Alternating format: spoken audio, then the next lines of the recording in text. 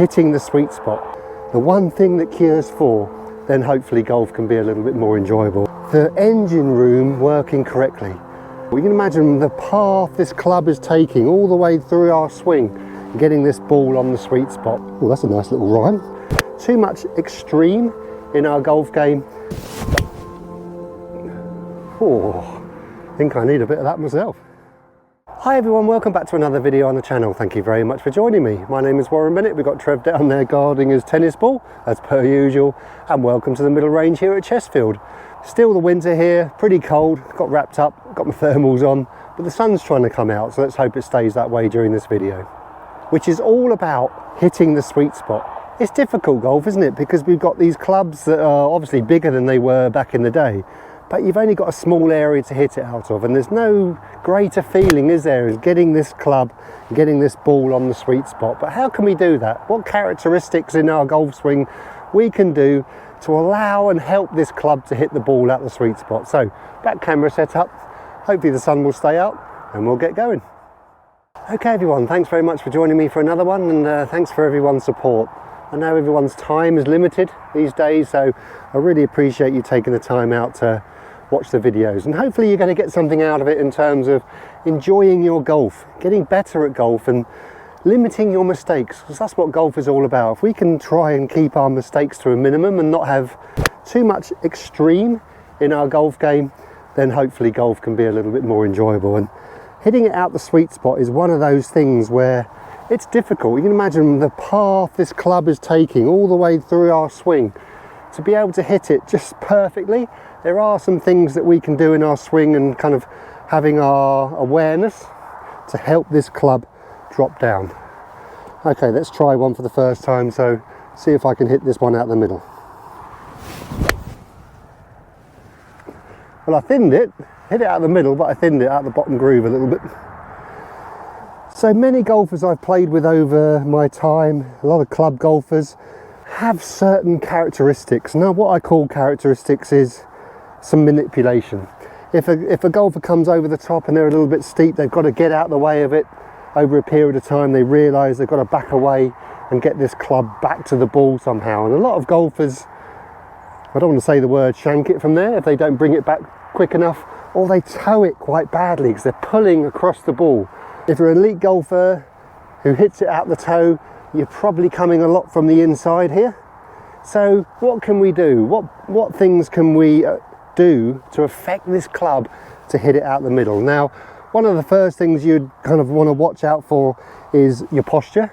So you want to be able to basically give your hands and arms room to allow them to drop down and into the ball. Because what we're looking for as we stand to address the ball, and then when we hit it, we want to try and be in the same position in terms of spine angle. And you can see with the address position there, I've got quite a big gap, haven't I, between the end of my club, the butt of my club, and my belly button here.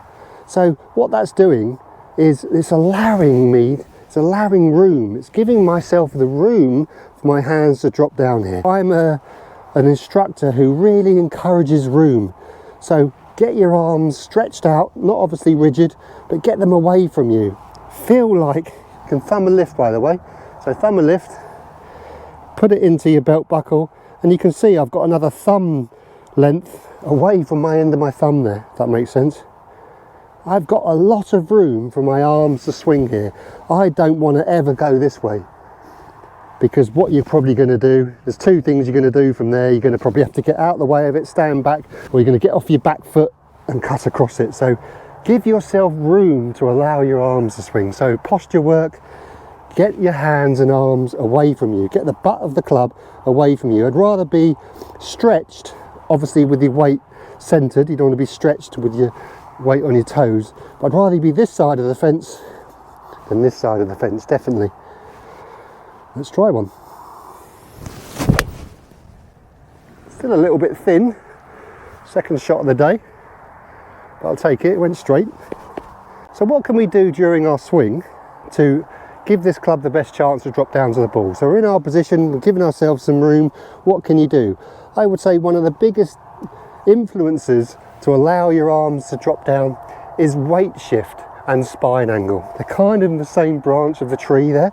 So What you don't want to do, and this is probably a little bit more elite, is you don't want to early extend. You don't want to straighten up, basically. Don't need any flashy words. It's basically you're getting your bum going out towards the ball here. That's going to make you cast it, and then from there you're probably going to toe it.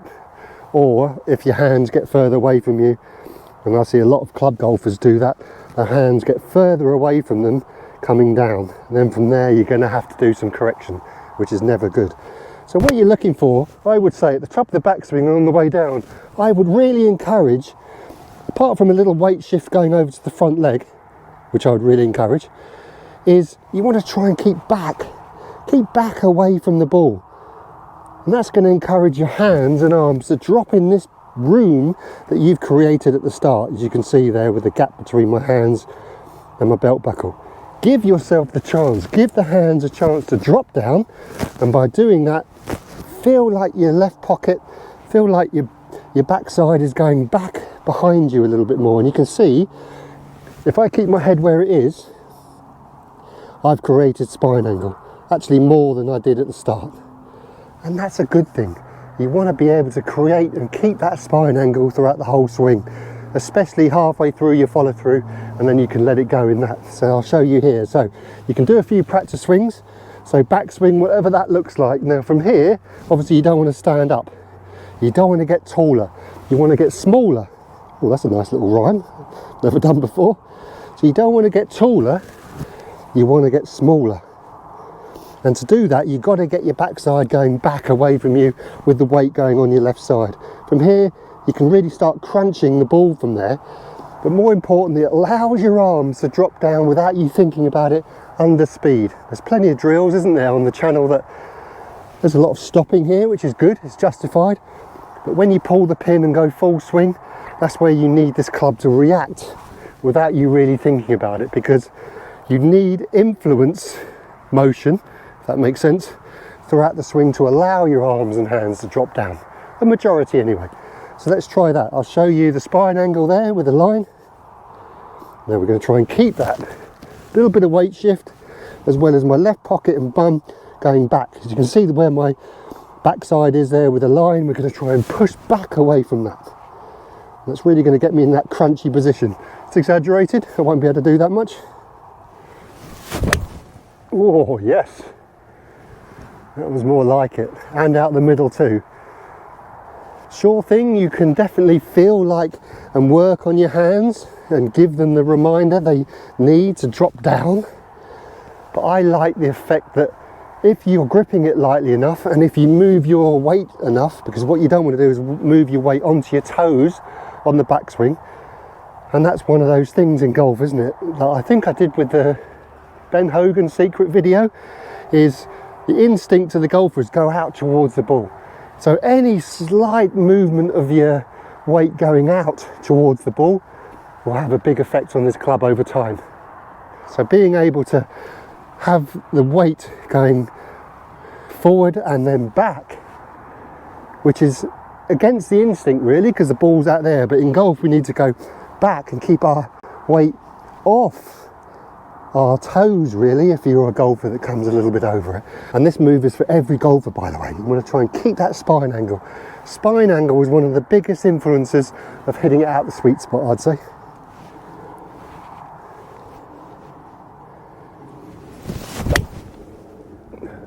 Oh, I think I need a bit of that myself. So remember, with any exercise, oh, getting chilly, is right and the wrong way to do it. Is probably 20% of this is weight shift and 80% of this is getting back. Feel like your belt buckle's going further away.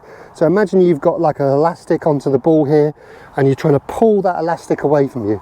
But the secret to that, to do it properly, is not do it back with your head as well. You're not backing away with your head, you're just backing away with your kind of your trunk area here. You're trying to keep your head, it can move obviously a little bit, and probably mine does too, but you're allowing this kind of, that gives you that spine angle. There we go, beautiful. And with that spine angle comes everything else. The one thing that cures four, well, it may not be four, but it can definitely improve sweet spot hitting, getting it out the sweet spot and hitting it better. It can improve path because your hands are dropping in a little bit more. It can improve compression because your hands are ahead of the ball, and it can improve sequence as well because if you have weight shifts going back here, that allows the club to swing through as well and gets everything in order.